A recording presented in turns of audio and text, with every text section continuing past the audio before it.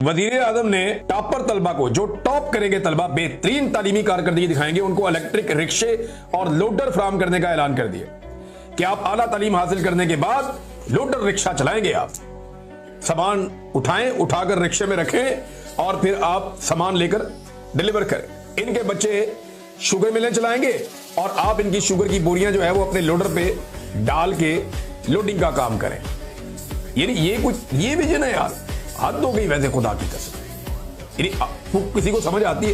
दुनिया के किसी मुल्क में आप जाकर बताएं कि वजीर आजम का टॉपर तलबा को, जो टॉप कर रहे हैं तलबा, बेहतरीन तालीम हासिल कर रहे हैं, वो जो टॉप करने वाले तलबा है उनको देते हैं लोग स्कॉलरशिप, बाहर भिजवाते हैं कि जाके पढ़ो, पाकिस्तान का नाम रोशन करो, मजीद तालीम के अंदर कुछ सीखो। वो जो टॉप करने वाले तलबा है उनको इलेक्ट्रिक रिक्शे और लोडर फराहम करने का ऐलान, क्या लोडर फराहम करें आप जनाब। इसके ऊपर जो है सामान ढोना का काम शुरू करते हैं आप।